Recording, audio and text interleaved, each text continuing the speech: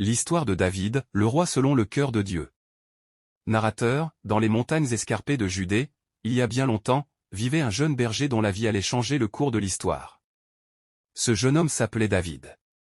Il était le fils cadet de Jessé, un homme de la ville de Bethléem, et il passait ses journées à garder les troupeaux dans les champs, loin de l'agitation des grandes villes. Mais, bien que David fût un simple berger, Dieu avait un grand plan pour lui. Il allait être choisi parmi des milliers d'autres pour gouverner Israël. Voici l'histoire de David, un homme selon le cœur de Dieu. Le choix de David. Dans la ville de Rama, le prophète Samuel reste. Une mission divine. Le Seigneur lui demande d'aller à Bethléem pour oindre un nouveau roi parmi les fils de Jessé. Le peuple d'Israël, sous le règne de Saül, est troublé. Saül, bien que choisi par Dieu pour être roi, a fait preuve de désobéissance et de vanité. Dieu envoie Samuel pour trouver un nouveau roi, un homme selon son cœur. Samuel, va à Bethléem, et là, je te montrerai celui qui sera le roi d'Israël. Oins-le, car j'ai trouvé un homme selon mon cœur. Samuel se rend à Bethléem et convoque Jessé et ses fils.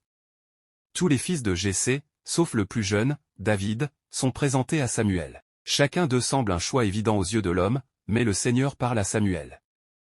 Le Seigneur ne regarde pas son apparence ni sa taille. L'homme regarde ce qui frappe les yeux, mais le Seigneur regarde le cœur. Ainsi, lorsque Samuel voit Eliab, le plus grand et le plus âgé des fils de Jessé, il pense que c'est lui, mais Dieu lui dit clairement que ce n'est pas celui-ci. Samuel, confus, regarde les autres fils, mais aucun d'eux ne correspond à ce que Dieu a en tête. Finalement, Jessé fait venir David, qui gardait les moutons. Dès qu'il entre, Samuel sent une paix profonde dans son cœur. Samuel, c'est lui. Ce jeune homme, David, est celui que Dieu a choisi. Samuel prend alors une huile sacrée et oint David devant ses frères. À partir de ce moment, l'Esprit de Dieu descend sur David, le remplissant de sagesse, de courage et de foi. David et Goliath. David, bien qu'un roi, retourne à ses troupeaux. Le roi Saül, qui règne encore, n'est pas au courant de cette élection divine. C'est alors qu'un grand danger menace Israël, les Philistins, ennemis jurés des Israélites, lancent un défi par leur champion, un géant nommé Goliath. Goliath est un guerrier de plus de 3 mètres de haut, armé d'une épée et d'une lance impressionnantes. Chaque jour, il défie l'armée d'Israël, les incitant à lui envoyer un champion pour un combat à mort. Mais tous les soldats d'Israël, pris de peur, hésitent à répondre à son défi. C'est alors que David, alors qu'il rend visite à ses frères sur le champ de bataille, entend les paroles de Goliath. David, pourquoi personne ne le combat-il? Que se passe-t-il? Ce géant insulte le peuple de Dieu.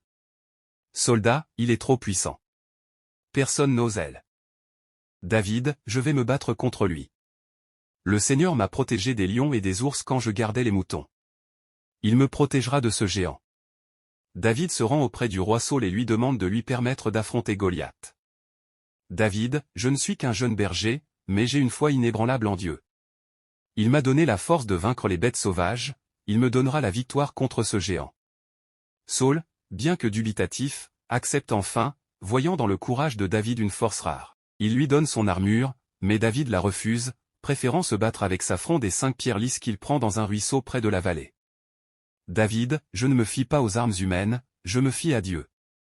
David s'avance seul, armé de sa fronde, face à Goliath, qui rit en voyant ce jeune homme sans armure. Mais David n'a pas peur.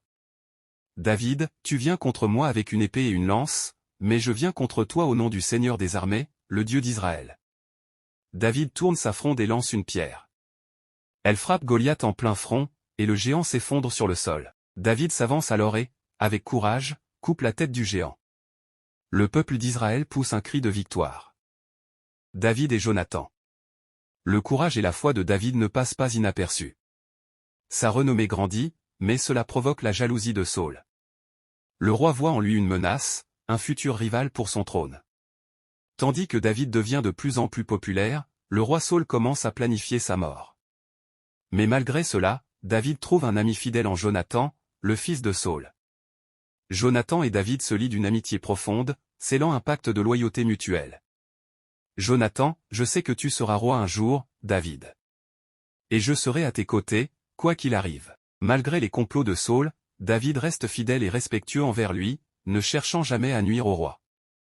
Même lorsqu'il a l'occasion de tuer Saul dans une caverne, David refuse, disant « David, je ne ferai pas de mal à loin du Seigneur.